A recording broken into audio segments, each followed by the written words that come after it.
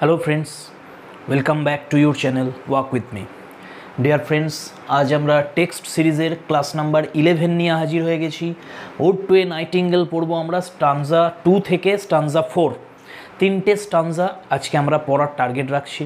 Dear friends, এই ওডগুলো এতটাই বড়, শুধু ওড নয়, কবিতাগুলো দেখো ড্রামার মতন এত ফাস্ট আমি পড়াতে পারছি না, কারণ এগুলোর ব্যাখ্যা করতে হয়। ব্যাখ্যা না করলে একটা অতৃপ্তি রয়ে যায় ভিতরে। সেই জন্য প্রত্যেকটা লাইনে ভাবি আমি যে এটা বেশি বলবো না, কিন্তু সেটার ব্যাখ্যা করতে করতে অনেকটা সময় চলে যায়। সেই জন্য তোমরা দেখতে পেয়েছো যে একটা স্টানজা পড়িয়েছি ভিডিওতে আমি, সেখানেই 1 ঘন্টা লেগে গেছে। তো সময় হাতে আমাদের খুব কম, এই জন্য এই নাইটিঙ্গেলটা আমি শেষ করে দিই তোমাদের। এরপরে কিন্তু আর কবিতা আমি পড়াচ্ছি না এখন, কারণ আর বেশিরভাগ কবিতা আমি অলরেডি পড়িয়ে দিয়েছি তোমাদের লাইন বাই লাইন। আর 5টা কবিতা লাইন বাই লাইন পড়ানো আমাদের হয়নি। World is too much with us, darkling thrush, তোমার কুল পার্কের যে কবিতাটা আছে ওয়াইল্ড সোয়ান স্যাট কুল, আর ode to autumn, ode to a skylark, এই 5টা কবিতা লাইন বাই লাইন পড়ানো হয়নি আমাদের, কিন্তু প্যারাফ্রেজ আকারে একটা সামারি আকারে আমি এগুলোও বলে দিয়েছি। তো ফ্রেন্ডস, এখন এগুলো আমি এই 5টা কবিতা রেখে দিচ্ছি। এখন এগুলো লাইন বাই লাইন পড়তে গেলে অনেক সময় লেগে যাবে, তাহলে আর আমরা অন্য কোনো ভিডিও আনতেই পারবো না। তাহলে এখন আমি শুধুমাত্র এই নাইটিঙ্গেলটা শেষ করে নিই, আজকের ভিডিওটা আর একটা ভিডিওতে শেষ হয়ে যাবে নাইটিঙ্গেল। এরপরে শুধুমাত্র আমি পর টানা আর্মস অ্যান্ড দ্য ম্যান আর গ্রামার, এই দুটোই পড়াবো। আমি চাইছি অন্ততপক্ষে একটা ড্রামাও তোমাদের আমি কমপ্লিট করে দিই। তো আর্মস অ্যান্ড দ্য ম্যানটা কমপ্লিট হয়ে যাক, কারণ এইটাই সবথেকে বেশি পড়ে ফেলেছি আমরা। তো এটাকে কমপ্লিট করে নিই, সাথে গ্রামারটাকে নিয়ে চলি, কারণ এই ড্রামা আর গ্রামার এই দুটোর ডিম্যান্ড সবথেকে বেশি আসছে স্টুডেন্টদের কাছ থেকে। সেই জন্য এই দুটোকে আমি আগে এগিয়ে দিতে চাইছি।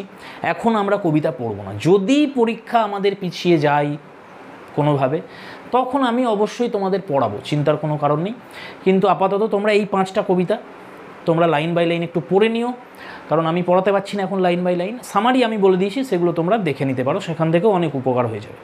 তো ফ্রেন্ডস, আর কথা না বাড়িয়ে আমরা স্টার্ট করে দিই আমাদের ode to a nightingale stanza 2। এবার আমি একটু ফাস্ট পড়াবো, কারণ না হলে এই ভিডিওতে শুধু একটা স্টানজাই আমি পড়াতে পারবো, সেকেন্ড স্টানজা, কিন্তু আমি চাইছি 3টে স্টানজা পড়িয়ে দিতে। তাহলে আমি একটু ফাস্ট বলবো, খুব বেশি আমি কিন্তু এগুলোর ডিপলি অ্যানালিসিস করব না, এখানে টাইম আমাদের কিন্তু শর্ট। তো চলো, খাতা পেন নিয়ে রেডি হয়ে যাও, একটা টেক্সট বুক রাখো আর শুনতে থাকো। Stanza 2। O for a draught of vintage that hath been cooled a long age in the deep delved earth.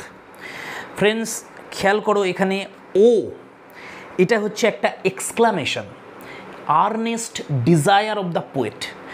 কবি খুব হৃদয় থেকে কিছু একটা চাইছেন, উনি ডিজায়ার করছেন কিছু। তো এই লাইনটার আগে তোমরা শুধু আই লং এইটুকু অ্যাড করে নাও, তাহলে অর্থ বুঝতে আমাদের সুবিধা হবে। এটা I long for a draught of vintage, তাহলে ও, তারপরে যদি আমরা এটাকে আই লং বসিয়ে দিই একটা, তাহলে আমাদের মিনিংটা ক্লিয়ার হয়ে যাবে একদম। তাহলে ও, এই ও হচ্ছে আর্নেস্ট ডিজায়ারের একটা exclamation. For A I long for a draught of vintage, এটা অ্যাড করে নাও তোমরা। আই লং, ড্রট মানে কি মাউথফুল, আমরা এখানে এরকম বাংলা করতে পারি যে এক পেয়ালা। ড্রট অফ ভিন্টেজ, ভিন্টেজ কি? ভিন্টেজ হচ্ছে তোমার মদ যার কোয়ালিটি হচ্ছে খুব ভালো, উন্নত মানের, হাই কোয়ালিটির ওয়াইন, এটা যেটাকে ভিন্টেজ বলছে, ক্লাসিক্যাল ওয়াইন। সেই ওয়াইনের এক পেয়ালা আমি চাই, অর্থাৎ আমরা বাংলা করলে বলবো, ও আমি কতই না আকাঙ্ক্ষা করি এক পেয়ালা সুরার। মাউথফুল মানে একবার চুমুক দিয়ে মুখে যতটা নেওয়া যায়, সেটাকে বলা হচ্ছে এখানে ড্রট। আমি এরকম বাংলায় অনুবাদ করছি যে এক পেয়ালা মদ আমি কতই না প্রার্থনা করছি, কতই না চাইছি আমি সেটাকে। That hath been cooled a long age, যে সুরাটাকে, যে মদটাকে কিভাবে তৈরি করা হয়েছে, যেটাকে সংগ্রহ করা হয়েছে, যেটাকে শীতল করা হয়েছে মাটির নিচেই দীর্ঘদিন ধরে। এরকম বলা হয় যে যত বেশি দিন, যতটা টাইম ইল্যাপস করবে মাটির নিচেই মদকে সংগ্রহ করা হবে, তত কোয়ালিটি তার বাড়বে সেই মদের। অর্থাৎ সূর্যালোক যদি পড়ে ডাইরেক্ট ওয়াইনের ওপরে এসে সেটা কি হয়, সেটা অ্যাডাল্টারেট হয়ে যায়, অনেকটা দূষিত হয়ে যায়, তার গুণ শক্তি যেটা সেটা কমতে থাকে। তো এই জন্য মাটির নিচেই কি করা হয়, সেলার বানানো হয়, সেই সেলারে সংগ্রহ করা হয় মাটির অনেক নিচেই মদকে। সেই মদের কিন্তু গুণবত্তা অনেক বেশি হয়। তো ক্লাসিক্যাল পিরিয়ডে কি মিডিভ্যাল এজে এগুলো তৈরি করা হতো, যে ক্যাসেলগুলো থাকতো তোমার সেই সময়কার যারা বড় বড় হাই সোসাইটির অ্যারিস্টোক্রেট ফ্যামিলি যাদের, তাদের ক্যাসেলে কি করা হতো, ক্যাসেলের নিচেই এগুলো মাটির নিচেই এই মদ তৈরি করা হতো। তো কিটস বলছেন যে এরকম এক পেয়ালা মদ যেটা দীর্ঘদিন মাটির নিচেই সেলারে যেটাকে রাখা হয়েছে, কোথায়, ইন ডিপ ডেলভড আর্থ। ডিপ ডেলভড, দেখো অ্যালিটারেশন এখানে ইউজ হয়েছে ড সাউন্ডের, এবং যেন এমনই সাউন্ডটা মনে হচ্ছে যেন কিছু আঘাত করছে, যেন মাটি খোঁড়ার একটা সাউন্ড হচ্ছে, তাই না। ডিপ ডেলভড আর্থ, অনেক নিচেই, মাটির নিচেই যেখানে সংগ্রহ করা হয়েছে এই মদটাকে। তাহলে এটা ডার্ক ডিপ তোমরা বলতে পারো, মানে ডিপলি এটাকে খুঁড়ে মাটির নিচেই সেলারে এই মদ সংগ্রহ করা হয়েছে। এই রকম এক পেয়ালা মদ যদি আমি পেতাম, এবারে কেন ইনি চাইছেন এটা, সেটার অ্যান্সার উনি দেবেন 19 নম্বর লাইনে এসে, অর্থাৎ এই স্টানজার যেটা পেনাল্টিমেট লাইন, শেষের আগের লাইনটা, সেখানে গিয়ে আমরা অ্যান্সার পাবো যে কেন উনি বলছেন যে I long for a draught of vintage, কেন উনি এটা চাইছেন। তো চলো আমরা পড়তে থাকি। এরপরে এইবার এই যে মদের কথা হচ্ছে, যেটা এই মদ উনি একবার চুমুক দিতে চাইছেন এরকম একটা মদে, যেটাকে মাটির নিচে সংগ্রহ করা হয়েছে। এর পরের যে লাইনগুলো আছে একদম টেস্টিং অফ ফ্লোরা থেকে শুরু করে তুমি দেখো, এই tasting of Flora and the country green, dance and Provençal song and sunburnt mirth, এই এতটা পর্যন্ত যা কিছু আছে, এই দুটো লাইন কি বলছে যে এই যে মদটা রাখা হয়েছে ভিতরে, এই মদটা কি কি কোন কোন বিষয় উইটনেস করছে, কোন কোন বিষয়ের সাক্ষী হয়ে থেকেছে এই মদটা, যে মদটা আমি চাইছি। তো সেই যে মদ যেটা সেলারে রয়েছে তার উপরি অংশে কি চলছে, সে তো মাটির নিচেই আছে। আর যে প্লটটার নিচেই রাখা হয়েছে তাকে খুঁড়ে, তার উপরে কি কি ঘটনা ঘটছে, এমন কি ঘটনা ঘটছে, তো সেইগুলো একে একে বলছে। দেখো নাম্বার 1, একে একে দেখো ঘটনাগুলো বর্ণনা করবে। ফার্স্ট হচ্ছে টেস্টিং অফ ফ্লোরা, যার এফটা ক্যাপিটাল লেটারে লেখা আছে। ডিয়ার ফ্রেন্ডস, এই ফ্লোরা হচ্ছে গডেস অফ ফ্লাওয়ার্স। কোন গডেস? রোমান। এইগুলো একটু মনে রাখবে যে বিভিন্ন এখানে হেলেনিজমের এক্সাম্পল আছে, গ্রিক গডেরদের যেরকম বর্ণনা আছে ঠিক একইভাবে রোমান গডস। তো এই দু রকমের পেগান যে গডস হয়, বিশেষ করে রোমান এবং গ্রিক, এই দুটোর মধ্যে যেন ঘুলিয়ে না যায় তোমাদের যে কোনটা রোমান হবে আর কোনটা গ্রিক হবে। তো ফ্লোরা হচ্ছে রোমান গডেস অফ ফ্লাওয়ার্স, ফুলের দেবীকে বলা হয় ফ্লোরা। তো এই যে ফুলের দেবী ফ্লোরা, টেস্টিং অফ ফ্লোরার কি অর্থ? ওই যে মদটা সে টেস্ট পাচ্ছে, কিসের স্বাদ পাচ্ছে? ফ্লোরার। এবার ফ্লোরার স্বাদ পাচ্ছে মানে কি? ফ্লোরার স্বাদ পাচ্ছে মানে হচ্ছে এই ফ্লোরার উদ্দেশ্যে, এই গডেসের উদ্দেশ্যে যে উৎসব হতো, সেখানে যে ফেস্টিভ্যাল হয়েছে, সেই ফেস্টিভ্যালের সাক্ষী থেকেছে এই মদ। কারণ দীর্ঘ যুগ জুড়ে এই মদ কি হচ্ছে, কুল হচ্ছে, ঠান্ডা হচ্ছে মাটির নিচেই। আর মাটির উপরের যে প্লটটা রয়েছে, সেই মাটির উপরে কি হচ্ছে, ফেস্টিভ্যাল হচ্ছে। কার উদ্দেশ্যে? রোমান দেবী, ফুলের দেবী ফ্লোরার উদ্দেশ্যে। তার সাক্ষী থাকছে এই মদ। এই মদ আর কিসের সাক্ষী থাকছে দেখো এরপরে বলবে, and the country green. Country green second হচ্ছে, দেখো কান্ট্রি গ্রিন তার মানে কি? গ্রিন মানে বুঝতেই পারছো যেখানে প্রচুর মাত্রায় গাছপালা রয়েছে, ভেজিটেশন রয়েছে, এরকম একটা জায়গা, অর্থাৎ একটা প্লট বলছে যেখানে অনেক গ্রাস রয়েছে। অর্থাৎ যে জায়গায় মাটি খুঁড়ে রাখা হয়েছে তার উপরে গ্রাসি ল্যান্ড রয়েছে অনেক, সেই রকম একটা গ্রাসি ল্যান্ডের সাক্ষী থেকেছে এই মদ। এই গ্রাসি ল্যান্ডে হচ্ছেটা কি? এখানে দেখো কি কি হচ্ছে, বলবে ডান্স। তাহলে এখানে কি হচ্ছে? ডান্স হচ্ছে। এখানে মানুষজন উৎসবে আনন্দ করছে, তারা সেই তাদের আনন্দের যে রসদ, যে এসেন্সটা, সেটাও যেন মনে হচ্ছে ডিস্টিল হয়ে চলে যাচ্ছে সেই মদের মধ্যে। তাহলে সেই মদ যখন কবি এক পেয়ালা পান করবেন, সেই যে আনন্দটা, সেটা যেন কবির মধ্যে ট্রান্সফার হয়ে যাবে। এই জন্য এই কথাগুলো উনি বলছেন যে এই মদ দীর্ঘ যুগ ধরে যেহেতু সেখানে সংগ্রহিত হচ্ছে, সে কোন কোন বিষয়ের সাক্ষী থাকছে, ফ্লোরা দেবীর উদ্দেশ্যে যে উৎসব মানুষ করে তার সাক্ষী থেকেছে, যে গ্রাসি প্লটটা রয়েছে ঘাসে ঢাকা জমি সেখানে মানুষ আনন্দ করেছে, সেখানে মানুষ নৃত্য করেছে, আর কি হয়েছে সেখানে, আর কিসের সাক্ষী থেকেছে, প্রোভাঁসাল সং। ডিয়ার ফ্রেন্ডস, এটা একটা ফ্রেঞ্চ শব্দ, দেখো বানান অনুযায়ী প্রুভেনকাল এরকম হয়, কিন্তু এর প্রোনাউন্সিয়েশনটা হবে প্রোভাঁসাল সং। প্রোভাঁসাল কি প্রুভেন্স হচ্ছে একটা ফ্রান্সের জায়গা, তাহলে 4 নম্বর হচ্ছে আমরা লিখছি প্রোভাঁসাল সং। তাহলে এই প্রোভাঁসাল সং হচ্ছে ফ্রান্সের একটা জায়গা যেটার নাম হচ্ছে প্রুভেন্স। এই প্রুভেন্স হচ্ছে খুব বিখ্যাত একটা জায়গা ফ্রান্সের, এটা ফ্রেঞ্চ পোয়েট্রির জন্মদাত্রী বলে এই জায়গাটাকে, অর্থাৎ এখানে এটাই হচ্ছে birth place of French poetry. ফ্রান্সের যে কবিতা তার জন্ম হয়েছে এখানে। এখানেই টুবাডুরস যারা হয়, টুবাডুরস কি, টুবাডুরস হচ্ছে যারা চারণ কবি, তারা বিভিন্ন জায়গায় ঘুরে ঘুরে গান গায়, আমরা যাদের সুত বলি, সেই সুতেরা যেরকম গান গাইতো ঘুরে ঘুরে বিভিন্ন ধরনের লেজেন্ডারি ফোক টেলস তারা গিয়ে গিয়ে বিভিন্ন জায়গায় তারা মানুষদের শোনাতো, সেই একই রকমভাবে ফ্রান্সের যারা ট্রুবাডুরস হয় চারণ কবি, তারা বিভিন্ন জায়গায় ঘুরে ঘুরে গান গেয়েছে, সেই প্রোভাঁসাল সং তার সাক্ষী থেকেছে এই মদ। তারপরে কি বলেছে দেখো, অ্যান্ড সানবার্নড মার্থ, নাম্বার 5 কিসের সাক্ষী থাকছে, সানবার্নড মার্থ। সানবার্নড মার্থ মানে কি, মার্থ মানে হচ্ছে জয়, আনন্দ। এই আনন্দটা কেমন, সূর্যালোকে স্নাত, সানবার্নড, সূর্যের আলোতে যেন বার্নড হয়ে গেছে, তপ্ত হয়ে গেছে। এবার প্রশ্ন হচ্ছে আনন্দ কী করে সূর্যের আলোয় তপ্ত হয়। অ্যাকচুয়ালি এখানে ট্রান্সফার্ড এপিথেট ফিগার ব্যবহার করা হয়েছে, নোট করে নাও তোমরা। সানবার্নড মার্থ হচ্ছে ডিয়ার ফ্রেন্ডস ট্রান্সফার্ড এপিথেট। কেন ট্রান্সফার্ড এপিথেট, তার কারণ হচ্ছে যে মানুষগুলো উন্মুক্ত অবস্থায় তাদের পোশাক ফেলে দিয়ে উপরের যে পোশাক সেটাকে ফেলে দিয়ে তারা একদম খোলা সূর্যের আলোতে তারা উৎসব করেছে, তারা নৃত্য করেছে, তারা আনন্দ করেছে, সেই মানুষগুলোকে বলা হচ্ছে যে সানবার্ন, অর্থাৎ সানবার্ন পিউপল। তাদের যে আনন্দটা, এই তোমার সানবার্ন যে অ্যাডজেক্টিভটা এটা মার্থের গায়ে লাগিয়ে দেওয়া হয়েছে, আসলে পিউপলদের সঙ্গে যাবে এটা। সানবার্ন পিউপল না বলে কবি বলছেন সানবার্ন মার্থ। তাহলে এটা হচ্ছে খুব সানি একটা এরিয়া, সেইখানে মানুষজন আনন্দ করে, উৎসব করে, তারা তাদের উপরিবাস খুলে রেখে একদম তপ্ত সূর্যালোকে তারা আমোদ করে, সেইটাকে বলা হচ্ছে সানবার্ন মার্থ।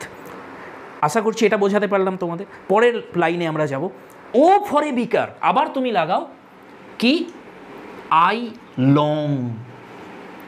লং ফর, এটাকে লাগিয়ে দাও, যেমন আমরা এখানে লাগিয়েছিলাম ও এর পরে আই লং, আবার এখানে লাগাও ও এর পরে ও আই লং ফর। তাহলে ডিয়ার ফ্রেন্ডস, এখানে আমরা দেখলাম যে মদের কথা বলছে, সেই মদটা এখানে 5টা বিষয়ের সাক্ষী থেকেছে, আমরা এখানে নোট করলাম। ফ্লোরার সাক্ষী থেকেছে, ফ্লোরা গডেসের উদ্দেশ্যে যে তোমার উৎসবগুলো হয়েছে, কান্ট্রি গ্রিন যে গ্রিন প্লট রয়েছে তার সাক্ষী থেকেছে, আর গ্রিন যখনই বলছে এর মধ্যে একটা কুলনেসের ভাব আমরা পাচ্ছি। ডান্স, সেখানে নৃত্য করেছে মানুষ, তার সাক্ষী থেকেছে। সেই মদ সাক্ষী থেকেছে প্রোভাঁসাল সঙের যে ট্রুবাডুরস কবিরা সেখানে গান গেয়েছে, সেই যে কবিতা, সেই যে সং, সেই যে গান তাদের, সেই চারণ কবিতা, সেই গানের তারা সাক্ষী থেকেছে। সানবার্নড মার্থ, মানুষ তাদের শরীরের উপরিবাস খুলে আনন্দ করেছে তপ্ত সূর্যালোকে, তার সাক্ষী থেকেছে এই মদ। সেই মদ আমি চাইছি এক পেয়ালা। ডিয়ার ফ্রেন্ডস, নেক্সট আমরা যাব নাম্বার 15, 15 নম্বর লাইন দেখো, O I long for a beaker, I লংটা অ্যাড করো, for a beaker full of the warm south. Beaker কি জিনিস, বিকার হচ্ছে পান পেয়ালা, সুরার পেয়ালা, অর্থাৎ যে পাত্রে মদ পান করা হয়, এটা গ্লাসের থেকে একটু বড় আকারের হয় আর খুব উঁচু হয় মুখটা। এটা তোমরা দেখতে পাবে পুরোনো দিনের সিনেমাতে, যে রাজারা যদি কোনো দেখবে পুরোনো দিনের রাজা বা জমিদার, তারা যে তোমার সুরা পান করে যে পাত্রটাতে, সেটা দেখবে লম্বা হয়, মুখ কানাটা উঁচু হয়, এরকম, ওইটা হচ্ছে বিকার। তো সেটাই কবি বলছে যে এরকম যদি একটা পান পাত্র হয়, সেই এক পাত্র মদ আমি চাইছি, সুরাটা কেমন সুরা, যে পানপাত্রটা কি দিয়ে পূর্ণ থাকবে, full of the warm south, উষ্ণ দক্ষিণের, কি ওয়ার্ম সাউথ বলেছে দিচ্ছেন, অ্যাকচুয়ালি এটা wine of warm south, warm সাউথের ওয়াইনে পূর্ণ থাকবে। এবার প্রশ্ন হচ্ছে এখানে দেখো সাউথ বলতে কি বোঝানো হয়েছে, শুধু সাউথ বলে ছেড়ে দিয়েছেন, এটা মিটোনিমির একটা এক্সাম্পল।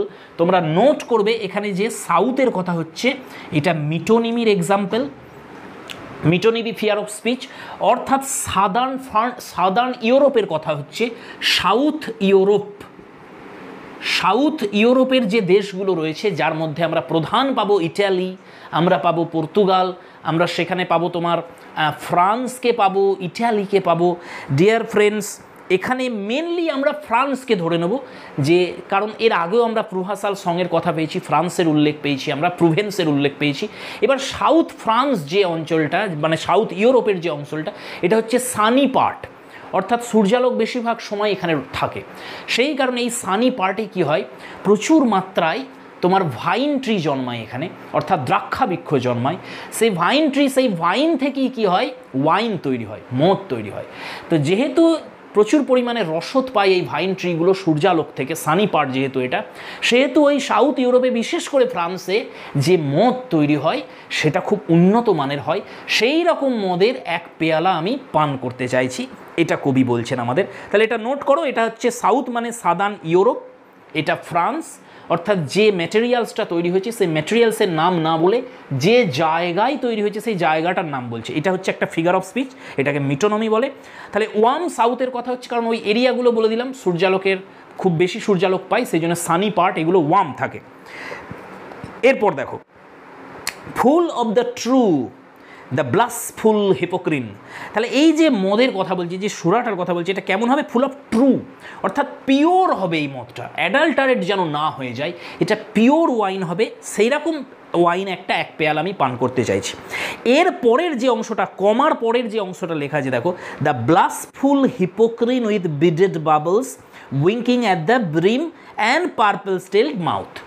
এই পুরো অংশটা অত্যন্ত সুন্দর একটা ইমেজ ক্রিয়েট করেছেন। এখানে একটা মেটাফোর রয়েছে, এই যে তোমার মদের কথা বলছে, একটা পেয়ালা মদ, এর সাথে তিনি তুলনা করছেন কার, এই যে মদটা, এর সাথে উনি কম্পেয়ার করে দিয়েছেন হিপোক্রিনের ওয়াটারকে। এখানে হিপোক্রিন মানে হচ্ছে ওয়াটার অফ হিপোক্রিন, যেটা অত্যন্ত হোলি। এই হিপোক্রিন কি, এই হিপোক্রিন হচ্ছে গ্রিসের একটা পবিত্র ফাউন্টেন, একটা ঝর্ণা বলতে পারো। সেই ঝর্ণাটা গ্রিকদের যে মাইথোলজি, সেই মাইথোলজিক্যাল বিলিফ অনুযায়ী তারা বিশ্বাস করে যে পেগাসাস নামে একটা মাইথোলজিক্যাল ঘোড়া ছিল, একটা মিথিক্যাল একটা হর্স যার নাম পেগাসাস। সে তার খুরের আঘাতে তৈরি করেছিল একটা ঝর্ণা, যে ঝর্ণার জল এত পবিত্র, যদি কেউ পান করে সেই ঝর্ণার জল, তার মধ্যে ইন্সপিরেশান আসে, পোয়েটিক ইন্সপিরেশান, অর্থাৎ সে কবিতা লিখতে আরম্ভ করে, সুন্দর কবিতা বেরিয়ে আসে তার মুখ থেকে।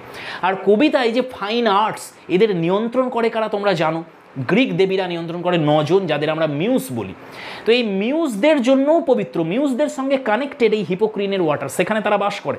তো ডিয়ার ফ্রেন্ডস, এই রকম হিপোক্রিনের যে ওয়াটার, তার সঙ্গে তুলনা করে দিয়েছেন কবি সেই মদকে, কারণ সেই মদ খেয়েও তার মধ্যে ইন্সপিরেশন আসবে। কিসের জন্য সেটা আমরা দেখব পরে। তো এই যে হিপোক্রিন, যে হিপোক্রিনটা কেমন, ব্লাসফুল। এবার এই ব্লাসফুলের দুটো অর্থ হতে পারে। এক নম্বর, এখানে যে অর্থটা হচ্ছে সেটা হচ্ছে রিচলি রেড। এটা তোমরা খেয়াল করো, রিচলি রেড মানে অত্যন্ত লাল, একদম ডিপ লাল রক্তিম বর্ণের যে হিপোক্রিনের ওয়াটার। আর যে ওয়াইনের কথা উনি বলছেন, ভিন্টেজ ওয়াইন, যে বিকার, তার ওয়াইনটার কালারও হচ্ছে লাল, সেই জন্য তার সঙ্গে সে তুলনা করে দিয়েছে হিপোক্রিনের সাথে। এরপরে কি বলছে, উইথ বিডেড বাবলস, আর যে সেই মদটার ভিতর উপরে কি হচ্ছে, মাঝখান থেকে একটা করে বাবলস উঠছে, মাঝে মধ্যে একটা করে বুদবুদ উঠছে সেখান থেকে। আর সেই বাবলসগুলো কি করছে, উইঙ্কিং অ্যাট দ্য ব্রিম। উইঙ্কিং মানে হচ্ছে কুইকলি ব্রেকিং, যেটা উঠছে আর সাথে সাথে ফেটে যাচ্ছে, যে বুদবুদগুলো কীভাবে ফাটছে, মাঝখান থেকে তৈরি হচ্ছে, তোমার ওই বিকারের গ্লাসের মাঝখান থেকে উঠছে, ধীরে ধীরে সেটা সরে সরে সরে সরে কানার দিকে চলে যাচ্ছে, কানাতে গিয়ে আঘাত করছে আর ফেটে যাচ্ছে বাবলসগুলো। তো এই ঘটনাটা কবি দেখছেন, তো সেইটাকে উনি বর্ণনা করছেন যে উইথ বিডেড বাবলস। বিডেড মানে ওই যে বুদবুদগুলো, সেগুলো একদম মুক্তোর মতন দেখতে লাগছে, ছোটো ছোটো পুঁথির মতো দেখতে লাগছে, সেইগুলো উঠছে আর কানার দিকে যাচ্ছে, আর কানায় টাচ করছে আর ফেটে যাচ্ছে। এইবার প্রশ্ন হচ্ছে পার্পল স্টেন্ড মাউথ, এইখানে কার মাউথের কথা বলছে, ওই বিকারটা, যে পান পাত্রটার কথা বলছিল, সুরা পাত্রের যে কথা বলছিল, তার যে কানাটা, কিনারাটা, সেইটাকে মাউথ বলছে। আর সেটা কেমন মাউথটা, পার্পল, এইখানেও একটা ট্রান্সফার এপিথেট আছে। আসলে বিকারটার যে কিনারা সেটা পার্পল নয়, মদটা হচ্ছে পার্পল, মদের যে কালার সেটা পার্পল, তার রংটা যেন সেই কিনারাতে লেগে কিনারাটাকেই মনে হচ্ছে পার্পল দেখাচ্ছে, কারণ ডিপলি রেড এটা। তো ডিয়ার ফ্রেন্ডস, কত সুন্দর একটা ইমেজ। এইবার তুমি দেখো যে এটা একটা ব্যাখ্যা হলো। সেকেন্ড হচ্ছে, আমরা যদি মেটাফোর হিসেবে নিই এটাকে, তাহলে দেখতে পাবো যে এখানে একটা সুন্দরী রমণীর উল্লেখ করেছে, যে রমণী হচ্ছে মানে এই যে হিপোক্রিন, এই হিপোক্রিনকে একটা মেয়ে ভেবে নাও। সেটা কেমন মেয়ে? ব্লাসফুল। একটা ব্লাসের অর্থ আমরা জানি ব্লাস করে নারীরা, তাহলে সেই মেয়েটা কি করছে? ব্লাস করছে হালকা হালকা, আর ব্লাস করার ফলে একটা সুন্দর মানে রক্তিম আভা দেখা যাচ্ছে তার মুখের মধ্যে। আর এই বিকারটাকে তুমি ভেবে নাও তার মুখটা, তো সেই লেডিটাকে তুমি ভেবে নাও, এই যে বিকারটা, পানপাত্রটা, তার মুখ হচ্ছে উপরের অংশটা, সেখানে কি দেখা যাচ্ছে? একটা ব্লাসিং দেখা যাচ্ছে, সে হালকা ব্লাস করছে রেড বর্ণের। আর কি বলছে? তার গলায়, তার কণ্ঠে কি রয়েছে? বিডেড বাবলস, তার কণ্ঠে যেন মনে হচ্ছে একটা হার রয়েছে। দেখো বিডের একটা অর্থ কি হয়? পুঁথি হয়, তাহলে একটা হার রয়েছে পুঁথির। আর কি হচ্ছে সেখানে? উইঙ্কিং অ্যাট দ্য ব্রিম, উইঙ্কের একটা অর্থ হবে চোখ পিটপিট করা। তাহলে এখানে আমরা নেব যে সে চোখের ইঙ্গিত করছে তার প্রেমিকের দিকে। তাহলে ভেবে নাও যে একটা রমণী, সুন্দরী রমণী, সে একটা মালা পরে রয়েছে মুক্তার, এবং ব্লাস করছে সেই মেয়েটা, ব্লাস করতে করতে তার প্রেমিকের দিকে সে চাইছে, এমন চোখের চাহনি করছে, চোখের চাউনিটা তার এমন যেন সে প্রেমালাপ করতে চাইছে তার সাথে, তাকে ডাকছে, তার দিকে আকর্ষণ করছে। এবং তার মুখটা কেমন? পার্পল স্টেন, তার ঠোঁট যেটা, তার ঠোঁটগুলো লাল বর্ণের হয়ে যাচ্ছে, রক্তিম বর্ণের হয়েছে। তো কতটা সেন্সুয়াস ইমেজ একটা ক্রিয়েট করেছেন এখানে কবি, দেখো। তো এটা একটা বর্ণনা হতে পারে, আর যেটা আমি তোমার হিপোক্রিনের ওয়াটার দিয়ে বললাম, এটাও একটা বর্ণনা হতে পারে। তো এখানে দুরকমভাবে এটাকে ব্যাখ্যা করা যায়। এবার এর আরও একটা ব্যাখ্যা হচ্ছে, আমরা এরকম বলতে পারি যে অলরেডি কবি ইমাজিন করছেন যে মদটা তিনি যেন খেয়েই ফেলেছেন, মদটা পান করে ফেলেছেন, অলরেডি এক চুমুক দিয়ে দিয়েছেন, এবং এক চুমুক দেওয়ার ফলে স্বয়ং কবির ঠোঁট দুটো পার্পল স্টেন্ড হয়ে গেছে। অর্থাৎ কিডসের, আমাদের এখানে স্পিকার, তার ঠোঁট দুটোই যেন রক্তিম বর্ণ ধারণ করেছেন। বলার সাথে সাথে ইমাজিন করছেন যিনি, সাথে সাথে যেন পান করা হয়ে গেছে তার, আর অলরেডি তিনি ড্রাঙ্ক হয়ে গেছেন এবং লাল হয়ে গেছে তার ঠোঁট দুটো। এরপরের অংশটাই পড়ি আমরা। এইবার দেখো 19 নম্বর লাইনে এসে উনি বলছেন যে এই যে এত কিছু বললেন, এইরকম এক পেয়ালা মদ আমার চাই, যে মদটা এই তা অনেক কিছু তিনি ব্যাখ্যা করলেন মদটাকে নিয়ে, কেন চাইছেন তিনি। এবার বলছেন দ্যাট, মানে বিকজ, কারণ, আই মাই ড্রিঙ্ক, এটাকে আমি, যাতে আমি এটাকে ড্রিঙ্ক করতে পারি, এটাকে পান করতে পারি। আর কি করব পান করে? Leave the world unseen and with thee fade away into the forest dim. এইবার উনি বললেন যে আমি আসলে এই মদটা এই জন্য পান করতে চাইছি, কারণ আমি সকলের চোখের আড়ালে, আনসিন মানে সকলের চোখের আড়ালে আমি কি করতে চাইছি? এই জগৎ ছেড়ে চলে যেতে চাইছি। লিভ দ্য ওয়ার্ল্ড, এইখানে দেখো যে কিডসকে বলা হয় এসকেপিস্ট পোয়েট। তাহলে উনি কি করছেন? এসকেপিজমে বিশ্বাস করছেন, এসকেপিস্ট। তাহলে সোসাইটির এই যে জগৎ, তার যে ফ্রেট, তার যে ফিভার, তার যে সাফারিং, এই জগতে কি কি রয়েছে দেখো, ওল্ড এজ রয়েছে, ইলনেস রয়েছে, সাফারিং রয়েছে, ডেথ রয়েছে, এই সব কিছু থেকে তিনি মুক্তি পেতে চাইছেন। সেই জন্য সবার চোখের আড়ালে তিনি চলে যেতে চাইছেন এই জগৎ ছেড়ে। কোথায় যেতে চাইছেন? উইথ দি, এখানে দি কে? নাইটিঙ্গেল, তোমার সাথে, তোমার জগতে। তাহলে দি মানে নোট করো, নাইটিঙ্গেলটার কথা বলছে, সেই নাইটিঙ্গেল যার গান শুনছিলেন কবি। তাহলে বলছে আমি তোমার সাথে কি করতে চাইছি? Fade away. ফেড শব্দের অর্থ এখানে মেল্ট অ্যাওয়ে, অর্থাৎ তিনি মিলিয়ে যেতে চাইছেন, ডিসঅ্যাপিয়ার করে যেতে চাইছেন, ডিজলভ হয়ে যেতে চাইছেন। তাহলে এইখানে দেখো বলছে কোথায়? ডিম ফরেস্ট, এখানে অ্যানাস্ট্রফি ব্যবহার করেছে, ফরেস্ট ডিম, আসলে এটা ডিম ফরেস্ট। তাহলে ডিম ফরেস্টে, সেই গভীর ডার্ক যে ফরেস্ট, যেখানে চাঁদের আলো এসে পৌঁছাচ্ছে না, এত ঘন তার পাতাগুলো গাছেদের, সেখানে, সেই জন্য সেখানে সেটা ডার্ক হয়ে রয়েছে যেখানে কবি রয়েছেন। তো সেই জায়গায় সে যেতে চাইছে নাইটিঙ্গেলের জগতে। সেই কারণে কবি বলছেন যে আমার মদ দরকার, এই এক পেয়ালা মদ যখন আমি পান করব তখন আমি মাতাল হয়ে যাব, আমার যে ইন্দ্রিয়গুলো রয়েছে সেগুলো অবশ হয়ে যাবে এই মদের দ্বারা, তখন আমি সবার চোখের আড়ালে তোমার জগতে চলে যেতে পারবো, এই জগৎ ছেড়ে।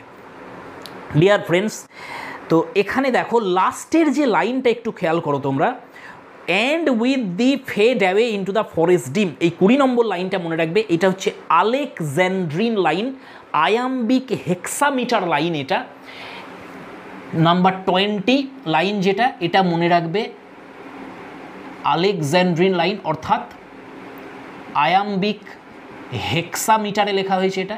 আর এইটাই হচ্ছে গোটা কবিতাতে একমাত্র লাইন, একটাই লাইন যেটা হেক্সামিটারে লেখা হয়েছে, আয়াম্বিক হেক্সামিটারে। এইটা একটু নোট করে নাও তোমরা। আর বাকি আমি তোমাদের এখানে সব কিছুই বলে দিয়েছি, ব্যাখ্যা করে দিয়েছি। এখান থেকে আর ডিটেলস আমি কিছু এগোতে চাইছি না।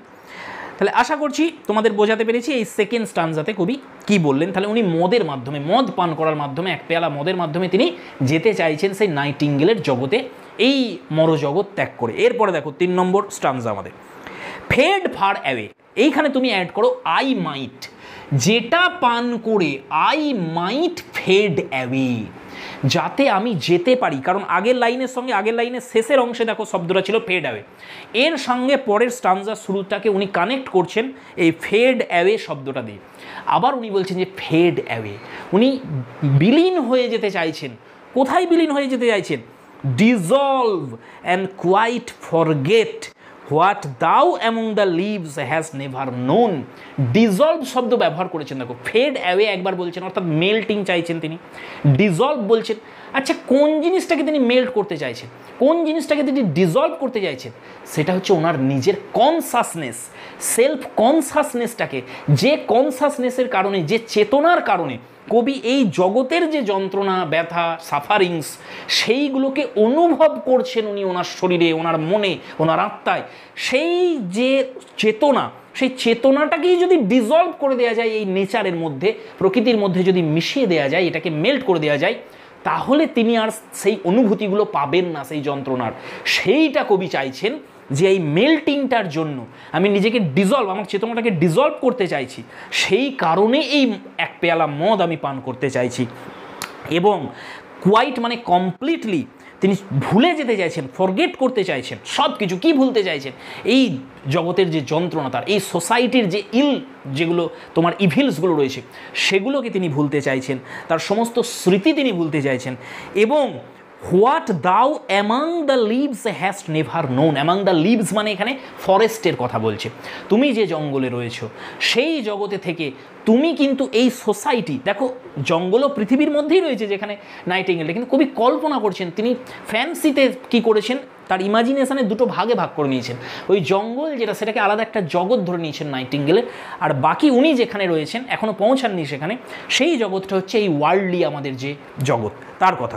ঠিক আছে, তাহলে সেখানে উনি যেতে চাইছেন। বলছে তুমি, এখানে দাও মানে নাইটিঙ্গেল, বলছে হে নাইটিঙ্গেল, তুমি তোমার যে জগৎ, সেই লিভসের যে জগৎ, সেই জঙ্গলে, সেখানে কিন্তু তুমি কখনো জানতে পারোনি। কি জানতে পারোনি? এই নাইটিঙ্গেলের জগৎ কবির জগৎ থেকে কেন এত আলাদা, এবং কেন তিনি অ্যাওয়ে শব্দ ব্যবহার করছেন বারবার। দেখো এখানে লেখা আছে না, ফেড অ্যাওয়ে, যেন মনে হচ্ছে অনেক দূরে সেই জঙ্গলটার কথা হচ্ছে। অথচ কবি যেহেতু গানটা শুনছেন পাখিটার, তাহলে আমরা ধরতেই পারছি যে খুব একটা বেশি দূরে নেই পাখিটা, কাছেই রয়েছে, সে কোনো একটা ঝোপ থেকে গাইছে, তাহলে খুব কাছেই রয়েছে কবির। অথচ কবি বলছেন ফেড ফার অ্যাওয়ে, অনেক দূরে আমি যেতে চাইছি, তোমার জগৎটা অনেক দূরে। কেন এরকম বলছেন? এই যে ডিস্টেন্সটা কবির সঙ্গে পাখির, এই ডিস্টেন্সের কারণ আমরা দুটো বলতে পারি। এক হচ্ছে এই দুটো জগতের মধ্যে যে তোমার ডিফারেন্স। কিসের ডিফারেন্স? এই দুটো জগতের নেচার আলাদা। কবি যে জগতে রয়েছে, সেই জগতে ইলনেস রয়েছে, সেই জগতে ওল্ড এজ রয়েছে, সেই জগতে সাফারিংস রয়েছে, সেখানে তোমার প্যালসি রয়েছে, অনেক ডিজিজ রয়েছে, সেখানে ডেথ রয়েছে। আর নাইটিঙ্গেলের যে জগৎ, সেখানে পিসফুলনেস রয়েছে, সেখানে হ্যাপিনেস আছে, সেখানে একটা কমপ্লিট হারমোনি রয়েছে। সেই জন্য এদের নেচার যেহেতু আলাদা, সেই জন্য অনেক দূর বলছেন কবি, ডিস্টেন্সটা। আর সেকেন্ড আর্টটা আমরা ব্যাখ্যা করতে পারি যে এই জগৎ থেকে সেই জগতে যাবার যে রাস্তা, সেখানে অনেক হিন্ড্রেন্স রয়েছে, অনেক বাধা রয়েছে, ডাইরেক্ট উনি যেতে পারছেন না সেখানে। সেই কারণেও কবির কাছে মনে হচ্ছে যেন নাইটিঙ্গেলের জগৎটা অনেক দূরে। তাহলে এই দুরকমভাবে আমরা এই ফেড অ্যাওয়ের ব্যাখ্যা করলাম। এবার দেখো কি বলছেন, যে তুমি কখনো জানতে পারোনি। কি জানতে পারোনি? আমাদের জগতে যে যে বিষয়গুলো রয়েছে, যেগুলো আমাদের যন্ত্রণা দেয়, সেগুলো কি?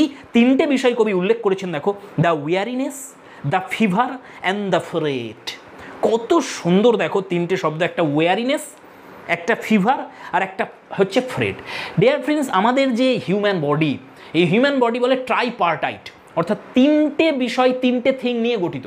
তিনটে ভাগে আমরা ভাগ করতে পারি আমাদের হিউম্যান বডিকে। একটা হচ্ছে বডি, একটা মাইন্ড আর একটা সোল। তো এই জগৎটা এমনই, এখানে এই তিনটে জায়গায় কি হয়েছে, পলিউটেড হয়ে গেছে, তিনটে জায়গায় অ্যাডাল্টারেট হয়েছে, তিনটে জায়গায় ক্ষতিগ্রস্ত হচ্ছে এই জগতে। কিভাবে শরীর ক্ষতিগ্রস্ত হচ্ছে, শরীরের ক্ষতি দেখানোর জন্য উনি এখানে লিখেছেন ফিভার। ফিভার মানে আমরা সাধারণত জ্বর বুঝি, কিন্তু এখানে আমরা ফিভার অর্থ নেব রেস্টলেসনেস অফ দ্য বডি। বডির মধ্যে একটা রেস্টলেসনেস এসে গেছে, একটা যেন অস্থিরতা চলে এসছে বডিতে, শরীরে। এখানে কেউ স্থিরভাবে বসে থাকতে পারে না, এখানে শান্তি নেই, এখানে সুখ নেই। সেই জন্য শরীরের মধ্যে একটা ফিভার এসে গেছে, অর্থাৎ একটা রেস্টলেসনেস এসেছে। মাইন্ডের মধ্যে তাহলে কি হচ্ছে, মাইন্ডকে অ্যাফেক্ট কীভাবে করছে, সে তার জন্য কবি বলেছেন এখানে ফ্রেট। এটা মাইন্ডের জন্য। ফ্রেট মানে হচ্ছে ভেক্সেশন অফ দ্য মাইন্ড, আমরা বলতে পারি ডিসঅ্যাপয়েন্টমেন্ট, হতাশা। মনের মধ্যে এসেছে হতাশা, শরীরের মধ্যে আছে অস্থিরতা, আর আত্মা যেটা আমাদের সোল যেটা, সেখানে কি হচ্ছে, তার জন্য এসেছে ওয়ারিনেস। সেই যে সোল আমাদের, সে আর নিতে পারছে না, সেই জন্য সে টায়ার্ড হয়ে গেছে, সে ক্লান্ত হয়ে গেছে। সোলে এসে গেছে ক্লান্তি, শরীরে এসে গেছে অস্থিরতা, মনে এসে গেছে বিষাদ, হতাশা। তো এই ট্রাইপার্টাইট আমাদের যে বডি, তার তিনটে জায়গায় দূষিত হয়ে গেছে। সেই কারণেই কবি আর থাকতে চাইছেন না এখানে। কিন্তু সেই যে নাইটিঙ্গেল, সেই নাইটিঙ্গেলের যে জগৎ, সেই জগতে ওয়ারিনেস নেই, সেখানে ক্লান্তি নেই, সেখানে নেই কোনো ফিভার, কোনো রেস্টলেসনেস নেই। কত শান্তভাবে সেই পাখিটা গান গাইছে। আর সেখানে কি নেই, কোনো ভেক্সেশন নেই, কোনো হতাশা নেই। সেই জন্য সে হ্যাপিলি গান গাইতে পারছে, স্পন্টেনিয়াসলি গান গাইতে পারছে। ডিয়ার ফ্রেন্ডস, এইখানে দেখো তোমরা লিখে নেবে এই তিনটে কার্সের কথা বলা হয়েছে আমাদের জগতের। তাহলে তোমরা নোট করবে 3 কার্সেস অফ ওয়ার্ল্ডলিনেস। ওয়ার্ল্ডলিনেস, পার্থিব জগতের যে তিনটে অভিশাপ, এই তিনটে অভিশাপ আমাদের তিনটে অংশে, শরীর, মন এবং আত্মা, 3 জায়গাতে আঘাত করছে, যেটা কিন্তু নাইটিঙ্গেলের জগতে নেই। এইটার সম্পর্কে আমি তোমাদের এখানে একটা কোটেশান বলি। একজন ক্রিটিক কি বলেছেন দেখো এটা সম্পর্কে। এই যে লাইনটা, তোমার লাইন নাম্বার, এটা আমাদের কত নম্বর লাইন, 23 নম্বর লাইন। ডিয়ার ফ্রেন্ডস, আমি পড়ে শোনাচ্ছি তোমাদের। একজন ক্রিটিক, তার নাম হচ্ছে ল্যামবর্ন, LAMBORN। তিনি এই লাইনটা সম্পর্কে কি বলেছেন দেখো। উনি বলছেন যে never was the curse of worldliness so analysed and expressed in 3 words. মাত্র 3টে শব্দ, ওয়ারিনেস, ফিভার আর ফ্রেট। এই 3টে মাত্র শব্দের মাধ্যমে গোটা জীবনের ট্র্যাজেডিটাকে কিটস এখানে তুলে ধরেছেন এমন সুন্দরভাবে, যেটা আর কখনো কেউ, কোনো কবি কখনো করতে পারেননি। যে সমগ্র হিউম্যান লাইফের যে ট্র্যাজেডি, সেটাকে 3টে শব্দের মাধ্যমে ব্যাখ্যা করে দিয়েছেন। তাহলে এই কোটেশনটা তোমরা নোট করবে, এটা খুব ইম্পর্ট্যান্ট। ডিয়ার ফ্রেন্ডস, আমরা পরের লাইনে আসবো, 24 নম্বর লাইন। হিয়ার। হিয়ার মানে এখানে। এখানে কোন জায়গার কথা বলছে, অন আর্থ, পৃথিবীতে যেখানে আমি আছি। কবির কাছে অলরেডি সেই নাইটিঙ্গেলটাই পৃথিবীর নয়, আউট অফ দ্য ওয়ার্ল্ড, সে অন্য একটা জগতের, সে হেভেনের। সেই জন্য কবি বলছেন যে এখানে এই আর্থে, where men sit and hear each other groan. আমরা এখানে কি করছি, একে অপরের গোংরানি শুনছি বসে। দেখো কত সুন্দর লাইন, কিভাবে ব্যাখ্যা করবেন কবির। দেখো, তার ভাইয়ের মৃত্যু হয়েছে, আমি তোমাদের আগেই বলেছিলাম অলরেডি। তিনি রিজেক্টেড হয়েছেন ফ্যানি ব্রাউনির কাছ থেকে। তার একটা প্যাংস তার মধ্যে রয়েছে, প্যাংস অফ ডিজেকশন। এই মতো অবস্থায় উনি বলছেন যে এই পৃথিবীটা এমন একটা জায়গা, আমরা যখন যন্ত্রণা পাই, কেউ একজন ব্যথা পাই তার জীবনে, হতাশা আসে তার মধ্যে, সে হতাশা থেকে বেরিয়ে আসার জন্য সে কি চায়, যে আমি কারোর সাথে শেয়ার করি আমার কষ্টটা। আমার পাশের যে আমার যে নেবার রয়েছে, তার কাছে গিয়ে একবার তার পাশে বসে আমি বলি তাকে যে এই কষ্ট, এই যন্ত্রণা আমার মধ্যে রয়েছে, তাতে আমি হালকা হয়ে যাব একটু। কিন্তু এটা এমন জগৎ, এমন অভিশপ্ত জগৎ এটা, যে সেই উপায়টুকুও নেই। কাকে বলবো, কার পাশে গিয়ে আমি বলবো, সেও তো এই একই জগতে রয়েছে। তাহলে আমি যখন বলছি তাকে, সেখান থেকেও কি আসছে, সেই যন্ত্রণার গোঙানি আসছে। আমি তাকে বলতে পারছি না সেটা, আর তার কাছে বলেও তার কাছ থেকে আমি কোনো সোলেস পাচ্ছি না। কবি সান্ত্বনা চাইছেন যে তার সেই যে যন্ত্রণাতে ভুগছেন, সেটা একটু হালকা করার জন্য তিনি কাউকে বলে একটু সান্ত্বনা চাইছেন, কিন্তু সেও সান্ত্বনা দিতে পারছে না, কারণ এই সবাই এই জগতে যন্ত্রণাগ্রস্ত। সেই জন্য শুধু গোঙানি আসছে সেখান থেকে একটা। ওহ, এই লাইনের ব্যাখ্যা তুমি কী করবে, শুধু অনুভব করা যায় এগুলোকে। তারপরে দেখো, where palsy shakes a few sad last grey hairs. ও অ্যাডজেক্টিভগুলো দেখো, sad last grey hairs. Palsy কি? প্যালসির দুটো আমরা অর্থ করতে পারি, এক হচ্ছে প্যারালাইসিস, আর সেকেন্ড হচ্ছে আমরা এটাকে পার্কিনসন ডিজিজও বলতে পারি। প্যারালাইসিস যদি হয় তাহলে বডি কি হয়, স্টিল হয়ে যায়, বডির মধ্যে আর মুভমেন্ট থাকে না। আর পার্কিনসন্স ডিজিজ যখন হয় তখন তুমি শরীরটাকে কাঁপাচ্ছ না, তুমি অ্যাক্টিভিটি করছো না, অটোমেটিক বডিটা কিন্তু কাঁপতে থাকছে, যেটা পার্কিনসন্স ডিজিজে হয়। তাহলে আমরা যদি এটাকে প্যারালাইসিস নিই, তাহলে কবি কী বলছেন দেখো, যে এখানে মানুষ প্যারালাইসিস হয়ে গেছে, মানুষের জানো তারা নিজে থেকে মুভমেন্ট করতে পারছে না, তাদের মধ্যে একটা স্থবিরতা এসে গেছে, অথচ বাতাসে কি হচ্ছে, তাদের যে চুল সেগুলো নাড়িয়ে দিয়ে যাচ্ছে। দুটো কন্ট্রাস্ট দেখো দুটো ইমেজের মধ্যে।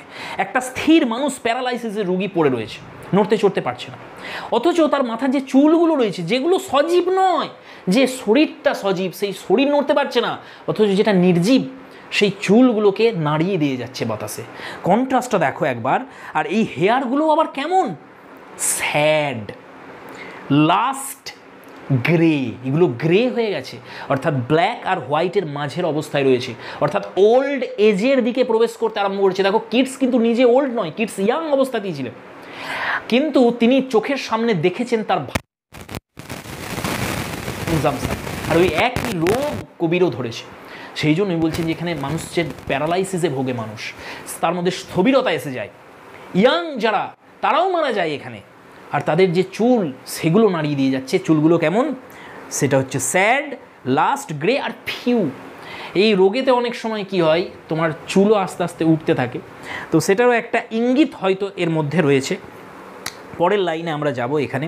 আচ্ছা, এখানে তোমরা লিখে নেবে যেটা immobility of the body but the movement of the hair. একটা প্যাথেটিক পিকচার কিডস এখানে ক্রিয়েট করেছেন। কতটা প্যাথেটিক পিকচার দেখো, কতটা প্যাথোস রয়েছে এর মধ্যে।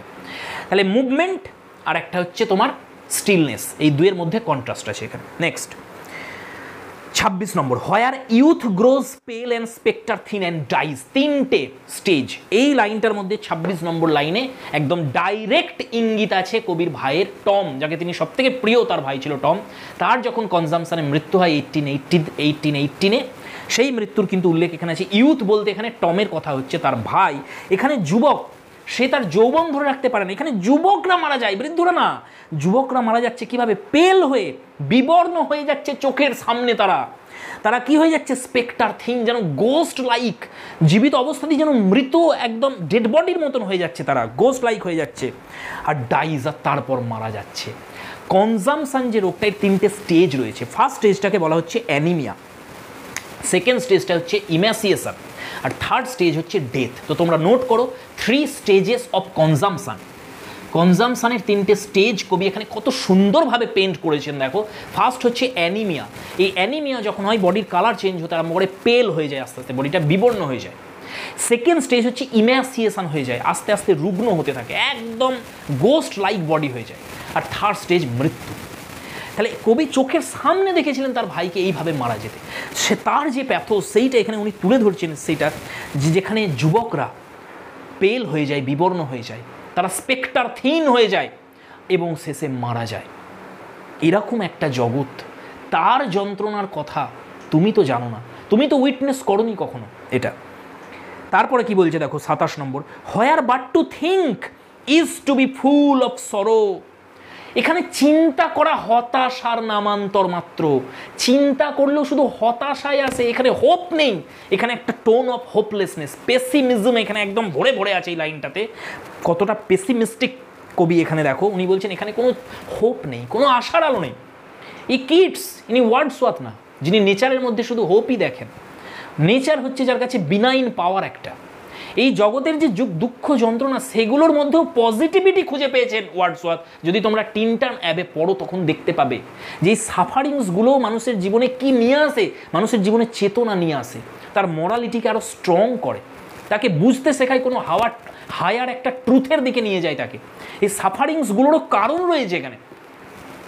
কবি কিন্তু এখানে পুরো উল্টো কথা বলছেন।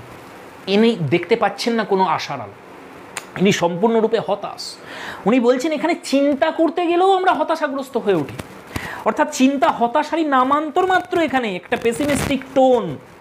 ভালো করে খেয়াল করো এখানে তারপরের লাইনটা দেখো কি বলেছে, অ্যান লেডেন আই ডেসপেয়ার্স।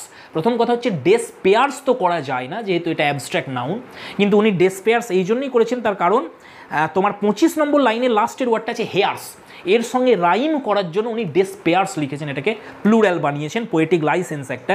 ডিয়ার ফ্রেন্ডস এখানে একটা পার্সনিফিকেশান আছে।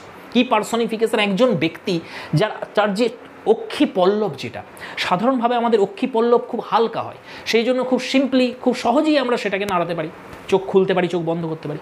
কিন্তু এমন মনে হচ্ছে হতাশার ভার, সাফারিংসের ভার এত বেশি হয়ে গেছে, সেই যে বার্ডেন সেটাকে কবি তুলনা করে দিচ্ছেন, যেন মনে হচ্ছে চোখের অক্ষি পলবটা আর অক্ষি পলব নেই, সেখানে যেন কেউ লেড চাপিয়ে দিয়েছে, লেড সীসা, সেই যে ভারী ধাতু, সেই লেড তার যেন দুটো পর্দা, দুটো সিট যেন চাপিয়ে দিয়েছে কেউ চোখের ওপরে, সেই জন্য চোখ খুলতেও কষ্ট হচ্ছে। এখানে কোনো আশার আলো নেই, কোনো আশার আলো নেই, শুধু পেসিমিজমের একটা ছবি আমরা এখানে দেখতে পাচ্ছি। Where beauty cannot keep her lustrous eyes, এই সোসাইটিতে বিউটি, বি বড় হাতের লেখা আছে, বিউটিকে এখানে বিউটি হচ্ছে beautiful lady, abstract for the concrete. Beautiful লেডির জন্য বিউটি শব্দ ইউজ করা হয়েছে, এটা figure of speech, synecdoche, note করো। বিউটি, বিউটি ডিয়ার ফ্রেন্ডস এটাকে দুরকমই বলতে পারি আমরা, সিনেকডকিও বলতে পারি এটাকে, আবার যেহেতু ক্যাপিটাল বি করেছে অ্যাবস্ট্রাক্টটাকে, অর্থাৎ পার্সনিফিকেশনও হচ্ছে এখানে। বিউটিফুল লেডি, বিউটিকে পার্সনিফাই করেছে এখানে। যেমন ডেথ, ডেথ যদি বড় হাতে ডি দিয়ে থাকে তাহলে ডেথ মানে একজন এখানে ব্যক্তি বোঝাচ্ছে, তখন এটাকেও আমরা বলবো পার্সনিফিকেশন হয়েছে। এখানে ক্যাপিটাল বি আছে, তার মানে বিউটি মানে বিউটিফুল লেডি, পার্সনিফিকেশনও বটে, আবার সিনেকডকিও বটে, কারণ এটা abstract for concrete, beautiful lady. তাহলে এখানে একজন বিউটিফুল লেডি, একজন সুন্দরী, সে কি করতে পারে না, cannot keep her lustrous eyes, তার যে সুন্দর চোখ দুটো, তার যে চোখের যে বিউটি, সেটাকে ধরে রাখতে পারে না সে। অর নিউ লাভ, দেখো আবার অ্যাবস্ট্রাক্ট ফর কংক্রিট, লাভ মানে এখানে লাভার, লাভারের কথা হচ্ছে। তাহলে একজন লাভার, একজন প্রেমিক, pine at them, pine at মানে desire earnestly, them beyond tomorrow, তার মধ্যে যে প্যাশন রয়েছে। দেম মানে কাকে বলা হয়েছে ফ্রেন্ডস? এখানে দেম অর্থ ওই আইজের কথা হচ্ছে, আইজ। তার প্রেমিকার যে সুন্দর যে দুটো চোখ, সেই দুটো চোখকে দেখার যে আকাঙ্ক্ষা তার মধ্যে রয়েছে, সেটাকে বেশিক্ষণ ধরে রাখতে পারে না, শুধুমাত্র একদিন, নট টুমরো, আগামীকালের পরে আর তার মধ্যে থাকে না সেই আগ্রহটা, সেই প্যাশনটা তার মধ্যে থাকে না, যেটা প্রথম দিন ছিল সেটা দ্বিতীয় দিন থাকে না। এই তো এই জগতের অবস্থা। মানব জীবনের সবথেকে সুন্দর সম্পদ, আমাদের জীবনের সবথেকে মূল্যবান সম্পদ দুটো, একটা হচ্ছে বিউটি, আর একটা কি, আর একটা হচ্ছে লাভ, প্রেম এবং সৌন্দর্য। অথচ এই সবথেকে সুন্দর যে সম্পদ, এই দুটো সম্পদ কত ক্ষণস্থায়ী দেখো। সৌন্দর্য সেটা সময়ের সঙ্গে সঙ্গে নষ্ট হয়ে যায়, এজিং যখন হয় সৌন্দর্য শেষ। আর লাভ, তার কথা তো আর বলাই যাবে না। এই যে প্যাশান, এটা আগুনের মতন ওঠে, আবার সাথে সাথে নিচেই নেমে যায়। তাহলে এই লাভারের মধ্যে যে প্যাশান আছে, এটাও কত ক্ষণস্থায়ী।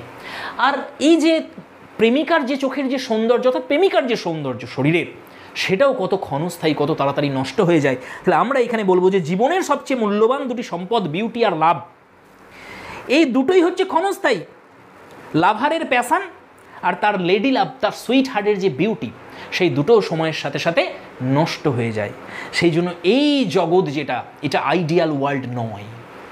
এই জগতের যে এই এত কিছু কবি বললেন, এই সম্পর্কে তুমি অনভিজ্ঞ হে নাইটিঙ্গেল, তাই আমি তোমার জগতে যেতে চাইছি, যেটা আইডিয়াল ওয়ার্ল্ড, যেখানে শুধু হ্যাপিনেস রয়েছে, যেখানে শুধু পিস রয়েছে, যেখানে শুধুমাত্র হারমনি রয়েছে, আমি সেখানে যেতে চাইছি। সেই কারণে কবি বলছেন যে কিভাবে আমি যাব, আমি এক পেয়ালা মদ পান করব, সেই মদের যে শক্তি, সেই শক্তিতে আমি তোমার কাছে পৌঁছে যাব। এইটা বলতে বলতেই কবি দেখো পরে স্টানজা 4 নম্বরে চলে এসো, অ্যাওয়ে অ্যাওয়ে। কিডস এসকেপিস্ট হতে পারেন, কিন্তু রিয়ালিটি সম্পর্কে উনি অনভিজ্ঞ নন।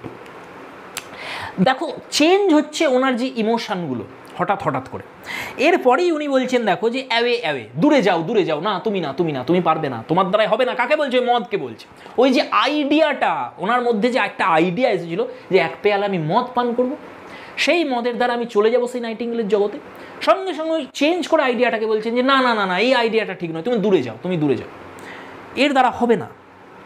The idea of going to the nightingale with the help of a mouthful of wine, সেই আইডিয়াটাকে তাকে বলছে যে এটা যথেষ্ট নয়, this is not sufficient to lead me to the world of the nightingale, that ideal world.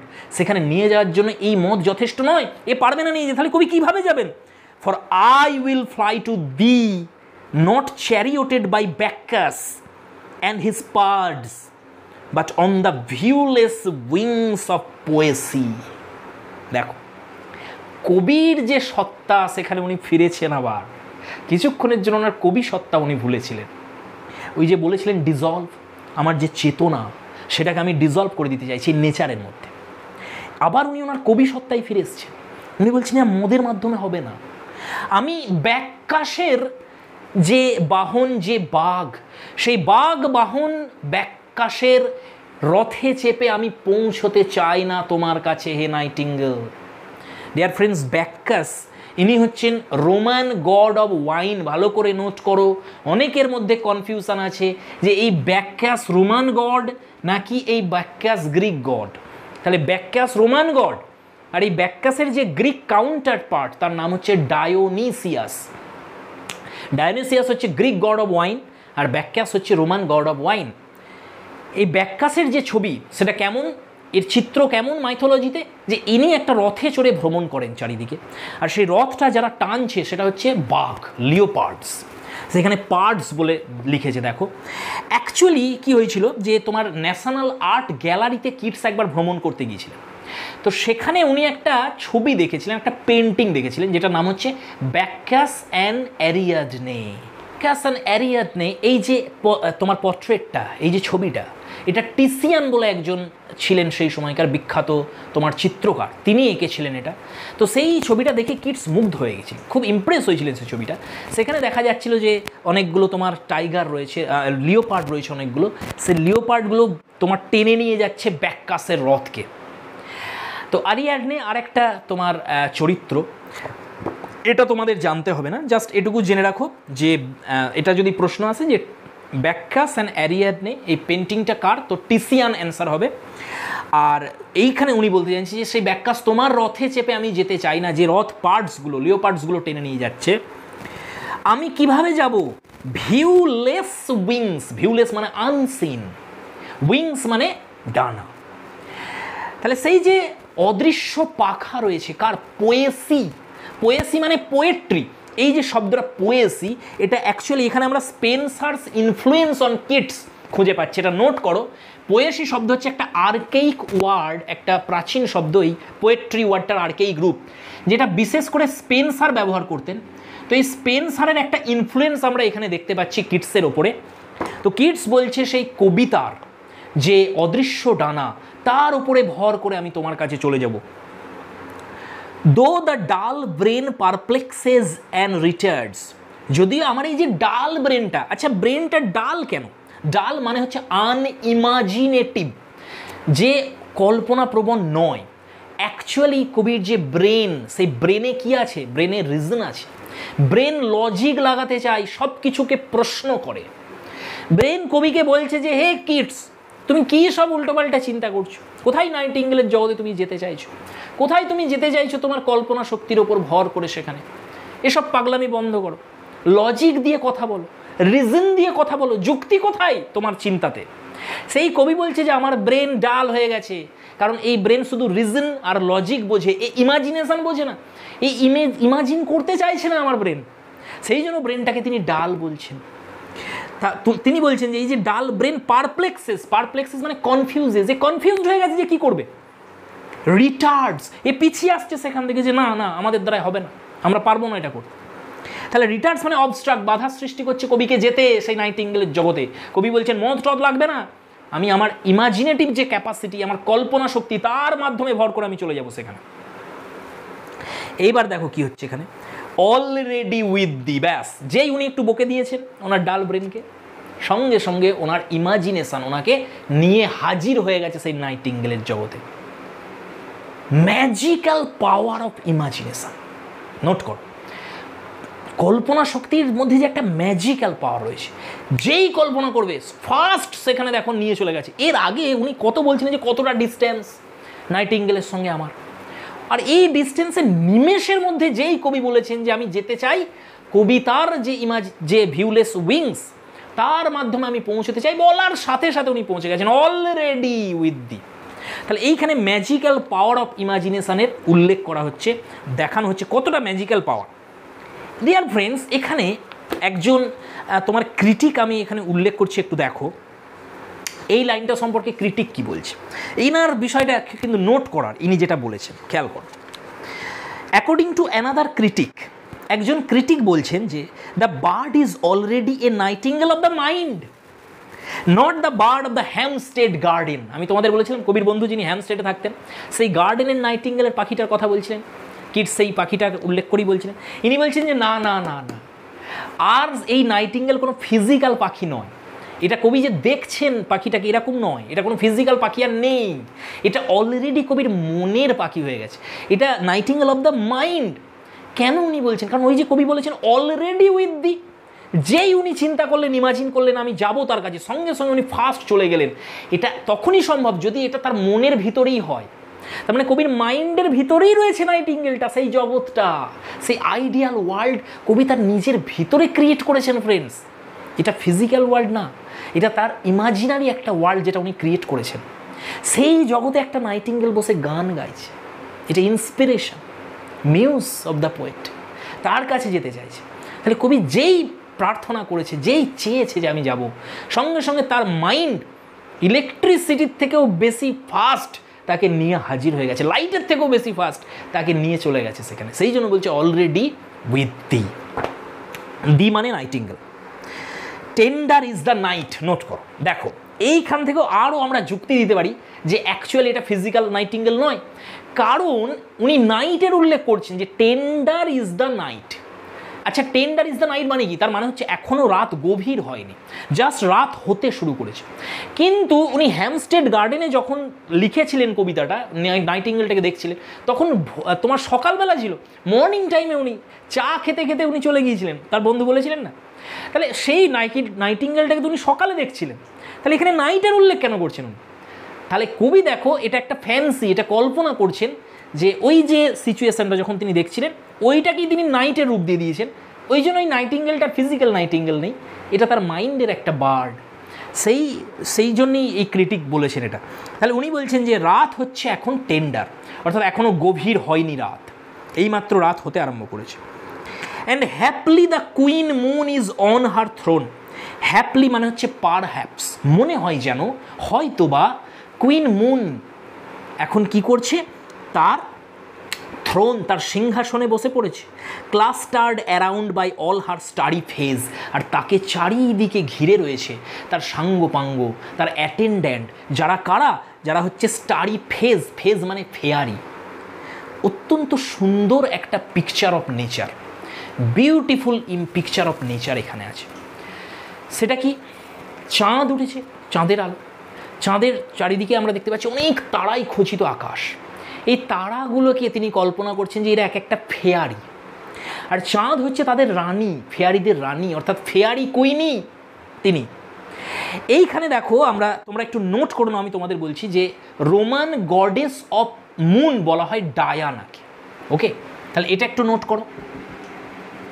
Diana হচ্ছেন Roman goddess of moon, আর যিনি গ্রিক গডেস অফ মুন তার নাম হচ্ছে সেলেনা বা সেলেন। তো সেলেনা হচ্ছে Greek goddess of moon, Diana হচ্ছে Roman goddess of moon. এখানে ডায়ানার দিকেই ইঙ্গিতটা রয়েছে। আর তোমরা এখানে নোট করো একটা টাইটানিয়া, নোট করো এই টাইটানিয়াকে। টাইটানিয়া হচ্ছে কুইন অফ দ্য ফেয়ারিজ। ওই যে ফেয়ারিজদের উল্লেখ করলো, কাদের ফেয়ারিজ বলছে? স্টারগুলোকে। তাহলে এই যে ফেয়ারিজ, পরী, তাদের রানীকে, সেই পরীদের রানী হচ্ছেন টাইটানিয়া। ইনি একজন দেবী যার উল্লেখ শেক্সপিয়ার করেছেন A Midsummer Night's Dream. Note করে নাও, মিড সামার্স নাইট ড্রিমে শেক্সপিয়ার বলেছেন যে ফেয়ারিদের রানী হচ্ছেন টাইটানিয়া। আবার শেক্সপিয়ার যখন রোমিও অ্যান্ড জুলিয়েট লিখেছিলেন সেখানে উনি উল্লেখ করেছেন যে ফেয়ারিদের রানী হচ্ছে ম্যাব। তোমরা এই কুইন ম্যাব শব্দটাও পড়েছো তাই না? তো dear friends, capital M A B, ম্যাব, ইনি একজন দেবী যিনি হচ্ছেন ফেয়ারিদের রানী, যার উল্লেখ শেক্সপিয়ার করেছেন তার রোমিও জুলিয়েটে। অ্যাকচুয়ালি এই ম্যাব কোনো রোমান দেবীও নয়, কোনো গ্রিক দেবীও নয়, ইনি হচ্ছেন ইংলিশ যে তোমার ফেয়ারি টেলস হয়, বা আমরা বলতে পারি এটাকে ইংলিশ যে ফোকলোরগুলো হয়, ইংলিশ ফোকলোরের একজন দেবী হচ্ছেন এই ম্যাব। আর টাইটানিয়ার কথা তো আমি তোমাদের আগেই বলে দিলাম, টাইটানিয়া কিন্তু গ্রিক দেবী, যার উল্লেখ শেক্সপিয়ার মিডসামার নাইট ড্রিমে করেছেন। আর ম্যাব হচ্ছে ইংলিশ ফোকলোরের দেবী, যার উল্লেখ শেক্সপিয়ার রোমিও জুলিয়েটে করেছেন। কিন্তু দুজনেই হচ্ছেন পরীদের রানী, কুইন অফ ফেয়ারিজ। আর ডায়ানা হচ্ছে তোমার মানে চন্দ্রদেবী, অর্থাৎ গডেস অফ মুন। কিন্তু এই ডায়ানার সঙ্গে তোমার এই পরীদের রানীর একটা উল্লেখ রয়েছে। ডায়ানার যে চিত্র পাওয়া যায় সেখানে দেখা যায় তিনি ধনুক বাণ নিয়ে আছেন, মানে হাতে ধনুক আছে আর তীর আছে তার, এরকম একটা চিত্র। ওই তীরগুলোকে মুন বিমসের সঙ্গে তুলনা করা হয়। ওকে, তাহলে ডিয়ার ফ্রেন্ডস দেখো এখানে কি বলছে, কত সুন্দর একটা ছবি, যে যেখানে হয়তো কবি বলছে। এবার তোমার মাথায় প্রশ্ন আসবে যে আচ্ছা দাদা হ্যাপলি কেন বলছে, হয়তো কেন বলছে? উপর দিকে তাকালেই তো দেখতে পাবে যে চাঁদ আছে। এর কারণ হচ্ছে ওই যে বললেন না, অলরেডি উইথ দি, হে নাইটিঙ্গেল আমি তোমার জগতে চলে গেছি। এইবার কবি আর এই পৃথিবীতে নেই। কেন কবি এত খুশি? কারণ উনি চলে গেছেন নাইটিঙ্গেলের জগতে। আর নাইটিঙ্গেল কোথা থেকে গান গাইছিল? সেই জঙ্গলের ভিতর থেকে। আর সেই জঙ্গল হচ্ছে ঘন অন্ধকার। আমি তোমাদের বলেছিলাম আগে, স্টামজাতি কবি বলেছিলেন এত অন্ধকার সেখানে যে চাঁদের আলো সেখানে প্রবেশ করতেই পারে না। সেই জন্য কবি দেখতে পাচ্ছেন না চাঁদকে, সেই জন্য উনি কল্পনা করছেন যে হয়তো চাঁদ উঠেছে। এইখানে এই যে চাঁদ, কুইন মুন, এটা কিসের প্রতীক বলো তো? এটা হ্যাপিনেস, এইটা হোপ। এইখানে কিন্তু আমরা দেখতে পাচ্ছি যে এই যে হ্যাপিনেস জগতের, এই যে পিস জগতের, তার প্রতীক হচ্ছে এইখানে এই কুইন মুন আর এই সমগ্র চিত্রটা। ফ্রেন্ডস, এরপরে আমরা এগিয়ে যাই। বাট হিয়ার আবার উনি কি বলছেন? হিয়ার মানে এখানে কোনটা? এই হিয়ারটা আগের হিয়ার নয়, আগের হিয়ারটা ছিল আর্থ, পৃথিবীতে যেখানে উনি ছিলেন। এই হিয়ারটা হচ্ছে গ্রোভটা, যেখান থেকে নাইটিঙ্গেল গান গাইছে, যেখানে উনি চলে গেছেন, ঢুকে গেছেন যেখানে। সেই গ্রোভের মধ্যে বলছে এইখানে, এই যে জঙ্গল, এই যে নাইটিঙ্গেলের কাছে আমি রয়েছি, এই যে গ্রোভটা, দেয়ার ইজ নো লাইট, এখানে কোনো আলো নেই। কারণ এত ডিপ, মানে ওই লিভসগুলো ক্লাস্টার হয়ে আছে, মানে পাতাগুলো এত গভীরভাবে হয়ে রয়েছে গাছেতে, যে সেখানে চাঁদের আলো প্রবেশ করতে পারছে না। সেই জন্য এখানে গভীর অন্ধকার। সেভ মানে হচ্ছে একসেপ্ট, শুধুমাত্র what from heaven is with the Bridges blown. দারুণ সুন্দর একটা লাইন, দেখো কত সুন্দর বলছে। তুমি বলবে লাইট কি করে, বাতাসের সঙ্গে লাইট কি করে আসে? এখানে খেয়াল করো কি বলতে চাইছেন উনি। বাতাস যখন প্রবাহিত হচ্ছে তখন ওই যে ঝোপগুলো রয়েছে না, গাছের যে পাতাগুলো, সেগুলো হালকা হালকা সরে যাচ্ছে বাতাস যাওয়ার ফলে। যেই সরে যাচ্ছে তখন চাঁদের আলোটা সেখান দিয়ে হালকাভাবে প্রবেশ করে ওই জঙ্গলের ভিতর পড়ছে, ওই গ্রোভের মধ্যে পড়ছে। সেই আলোতে কবি দেখছেন। সেই জন্য বলছেন অনলি, শুধুমাত্র সেভ হোয়াট ফ্রম হিভেন। এখানে হিভেন মানে স্বর্গ নয়, হিভেন মানে এখানে আকাশ, স্কাই। বলছে স্কাই থেকে বাতাসের মাধ্যমে যে লাইটটা আসছে, এখানে ব্লোন শব্দের অর্থ আমরা নেব ব্রট ইন, যেটাকে নিয়ে আসছে বাতাস সংগ্রহ করে লাইটটাকে। সেই যে আলোটা থ্রু ভারডুরাস গ্লুমস, অপূর্ব অপূর্ব একটা ফ্রেজ দেখো, ভারডুরাস গ্লুমস। এটা হচ্ছে কিটসের একটা কয়েনেজ, কিটস আবিষ্কার করেছেন এটা। ভারডুরাস গ্লুম এরকম ব্যবহার দেখা যায় না। ভারডুরাস এটা ল্যাটিন শব্দ, ভারডুরাস যেটা, তো এটার মানে হচ্ছে ডিপ গ্রিন, আর গ্লুম মানে হচ্ছে অন্ধকার। অন্ধকারটা কেমন? সবুজ। রবি ঠাকুর অনুবাদ করেছিলেন এটাকে, ভারডুরাস গ্লুমকে উনি অনুবাদ করে দিয়েছেন সবুজ অন্ধকারে। দেখো কত সুন্দর অনুবাদ, সবুজ অন্ধকারে। অর্থাৎ এত সবুজ হয়ে যাচ্ছে ভেজিটেশনটা সেখানে, আর সেখানে যখন সেখানটাই পুরো অন্ধকার হয়ে আছে না, সে অন্ধকারটাও মনে হচ্ছে যেন সবুজ হয়ে গেছে সেখানে, কারণ হালকা লাইটটা আসছে, তো সেই জন্য ওই যে কালারটা হালকা উদ্ভাসিত হচ্ছে যেন ভিতরে, সেই জন্য সবুজ সবুজ চারিদিকে একদম। সেই ভারডুরাস গ্লুমের মধ্য দিয়ে ওই চাঁদের আলো আসছে। অ্যান্ড ওয়াইন্ডিং মসি ওয়েজ, আর কোথায় এসে পড়ছে? সেই যে জঙ্গল, তার ভিতরে যে আঁকা বাঁকা যে জিগজ্যাগ যে রাস্তাগুলো রয়েছে, সে রাস্তায় এসে পড়ছে। আর সেই রাস্তাগুলো কেমন? মশি, অর্থাৎ সেগুলো একদম মশে ঢাকা, কারণ সেখানে সূর্যের আলোও পৌঁছায় না, সেই কারণে সেখানে মশ জমে গেছে। এটা দুরকমভাবে ব্যাখ্যা হয়। কেউ এক জায়গায় আমি পেলাম যে অনেকে বলছে যেটা যে গাছগুলো রয়েছে সেখানে, সেই গাছগুলোতেই মশ জমে গেছে। আবার কেউ বলছেন যে না, এটা ওয়াইন্ডিং ওয়েজ যখন উনি উল্লেখ করেছেন, তাহলে ওই জঙ্গলের ভিতরেই কোনো একটা রাস্তার কথা হচ্ছে যেটা জিগজ্যাগ হইতে গেছে, আর সেই রাস্তাতে মস জমে গেছে, সেইখানে লাইটটা এসে রিফ্লেক্ট করছে, তার উল্লেখ করেছেন কবি এখানে। তো দুরকমভাবেই বর্ণনা করা যায়। তো সেইখানে বলছে এই পাতার ফাঁক দিয়ে বাতাস যখন পাতাগুলোকে সরিয়ে দেয়, তখন চাঁদের আলো এসে পড়ছে সেখানে, সেইটুকুই মাত্র আলো, আর কোনো আলো নেই এখানে, শুধু অন্ধকার। ডিয়ার ফ্রেন্ডস, আজ আমরা এতটাই পড়ব। তো আশা করছি তোমাদের কাছে আমি এই 3টে স্টানজা আমরা পড়েছি 2, 3, 4, একদম ক্রিস্টাল ক্লিয়ার হয়ে গেছে তোমাদের কাছে মিনিং, এবং ভালো লেগেছে তোমাদের, আশা করব আমি। যদি ভালো লাগে অবশ্যই কমেন্ট করবে। আরও আমি তোমাদের বলেছিলাম কবিতা পড়ানো যায় না, এটা ফিলিংসের ব্যাপার। আমি পড়েছি, তোমরাও যখন পড়বে আরও নতুন নতুন অর্থ বেরিয়ে আসবে, কত সৌন্দর্য বেরিয়ে আসবে এখান থেকে যখন পড়বে তোমরা, নিজেরা যখন এটাকে বোঝার চেষ্টা করবে। ফ্রেন্ডস, আমি সব এখানে বলে দিয়েছি তোমাদের ডিটেলসে। আর একটা ভিডিও আমি দেবো, সেখানে বাকি 4টে স্টানজা করিয়ে দিয়ে ode to a nightingale complete. দেখতেই পাচ্ছ কত সময় লাগছে পড়াতে, কারণ এর ব্যাখ্যা অনেক, কবিতা পড়ানো অত সহজ নয়। এর থেকে আমরা যদি ড্রামাগুলো পড়বো অনেক ফাস্ট পড়তে পারবো, কারণ সেখানে এত ব্যাখ্যা করতে হয় না, জাস্ট বাংলা মিনিংগুলো বলে দিলেই হয়ে যায়। আর গ্রামারের ভিডিও নিয়ে আসতে হবে আমাদের। তো ফ্রেন্ডস, দেখা হচ্ছে পরের video. Thanks for watching, keep smiling and stay blessed.